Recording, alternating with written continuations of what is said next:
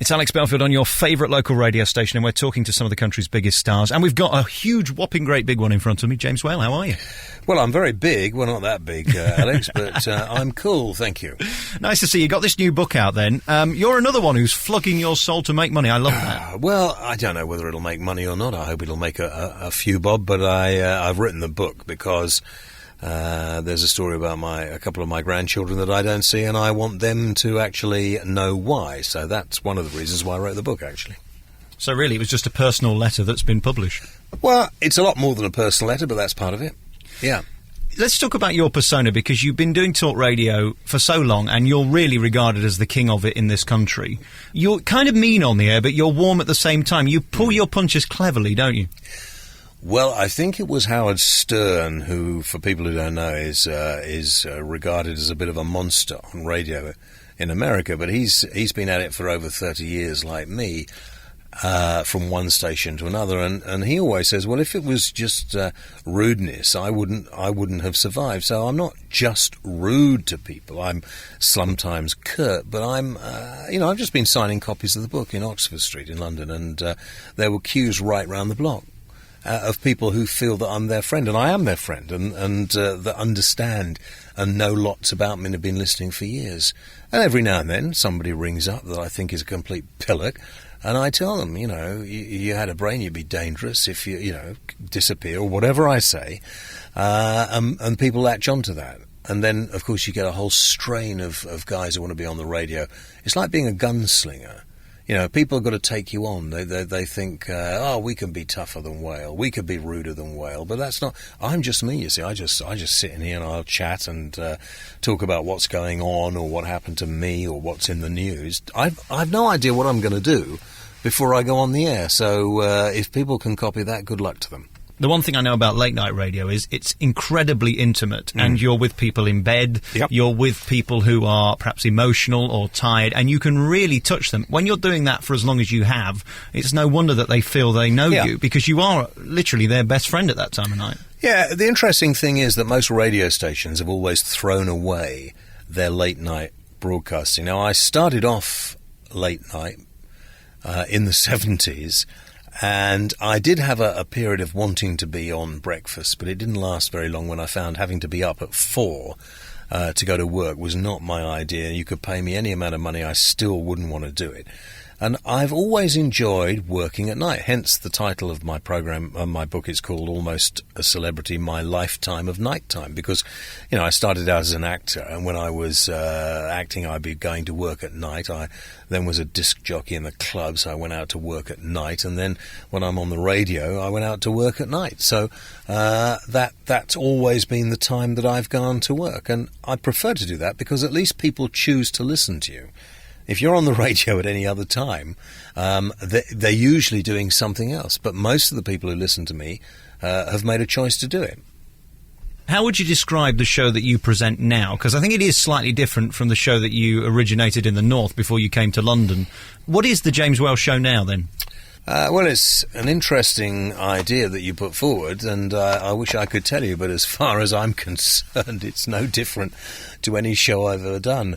I go on the air and I talk, and things that happen to me, even things that happen to me a few seconds before I go into the studio, probably affect the way I do the show. Sometimes the news is pretty serious and pretty dire. Other times it isn't, and that's reflected in the show. Sometimes I want to talk about a specific subject that's got under my skin. Other times I'll sit in, say good evening, and just take a call without even introducing the program. So it really hasn't changed. But I think what has changed is that people are used to it. When I first started out, nobody did what I do. Now, lots and lots of people, the exponent and the guy who wrote the foreword to my book, a chap who grew up listening to me, Chris Moyles, is brilliant, and I love Chris, and I never got onto Radio 1, and I rather think if I had got onto Radio 1, that's what I would have been doing. But they would never have accepted it when I started. How are you treated within the building? Do some people believe the act more than the person? Oh, if you mean in the building of the radio station, I don't go in there very often. So, and I have no interest in. I don't concern myself with the politics of anything. So I'm not involved in the tittle-tattle of who likes who and who doesn't like who. I do my program, have my own team, and that's all really I'm concerned about. I don't bother myself with anything else. I don't also, when I'm not working, I don't listen.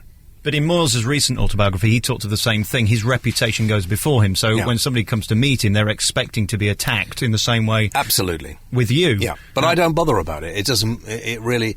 okay, a funny story, I suppose. I went to do a local newspaper interview the other day, and I hadn't really given it much. It was in the area that I live. And I hadn't thought much about it, and I just went in, and they asked would I go in and do an interview, and I said, yeah, absolutely. I'm getting my hair cut, getting my head shaved, and I'm round the corner, I'll pop in. And I popped in, and this bloke started to give me the hardest time of anyone. He was obviously got himself very psyched up, thought I was going to be pretty tough on him, and in the end I had to be a little tough on him, because it was coming from a guy who decided that attack was the best form of defence. But I'm not confrontational until I'm pushed.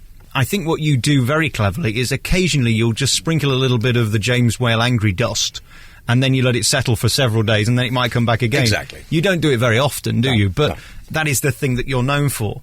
So where do you go from here? Are you happy just doing this for the rest of your life, or do you have any greater ambitions? Well, I've done it for practically all of my life. I'm 56. I sound very young, I know. And I'll be the judge of that. I like what I do. I have never had any real ambition. I ended up doing a TV show for a lot of years, and I've been asked to do the television show again. And I would quite fancy doing the TV show again, on the proviso that it's live. I'm not recording it early in the day. I'll do it live. The web opens up an enormous amount of possibilities that I'm interested in.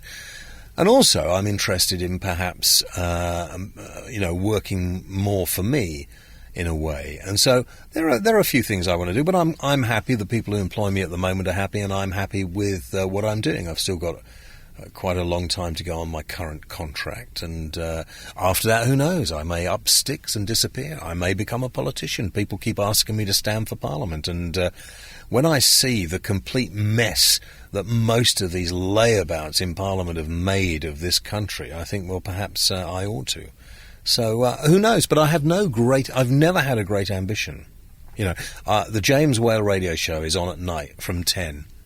And that's when it's going to be. Now, it can be on DAB radio, it can be on medium wave radio, it can be on internet radio, but it's on at 10 o'clock, and I have no huge ambition to be the breakfast show host. Are you doing the show that you really want to do? Because there are Ofcom rules, there are broadcasting standards that you have to keep to.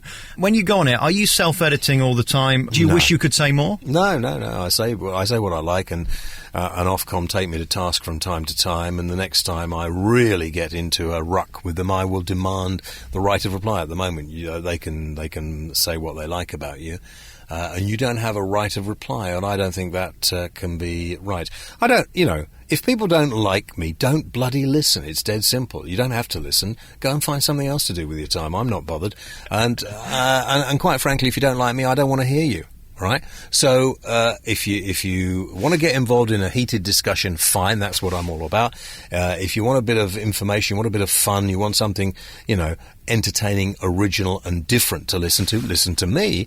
If you want the banal crap that everybody else puts out, then go and listen to something else, preferably the BBC. So we're never going to hear love songs on the James Whale show. No, we're never going to. And poor old Steve, I love Steve Wright, one of my best mates, and one of the more entertaining. Steve Wright. Chris Moyles, Chris Tarrant, and there are a few great communicators, but there's a lot of dross around, isn't there? It amuses me to see the so-called broadcasting celebrities that have been brought on to try and pick up where Chris Tarrant left off, and none of them have managed, have they? It's interesting how TV people think they can do radio, and it's a completely different thing, isn't it? Yeah, nothing. It's not similar at all. Now, I always remember that when I wanted to get when Talk Radio, the original Talk Radio station, about 12, 13 years ago started. I went for a job because I thought that was my idea. That I should be on that. I've been doing it since the 70s, And the stupid pillock who was, and I've written this in the book, the stupid pillock who was in charge said, he said, James, we're not really taking on TV celebrities. And I thought, anyway. So I said, look, I tell you what, I'll be here when they sack you, and I predict you will probably last 6 months, a year. And I went to work there when they sacked him. And there are a lot of people who are in radio who have no idea what they're doing, and I have no idea how they get the jobs. I can see in your eyes you're thinking I'm one of them. No. If I thought that, Alex, I wouldn't be sitting here. It wouldn't be in my interest to do the interview, and I don't think people like me make very good interviewees, because we spend most of our time doing it. So it's a bit difficult.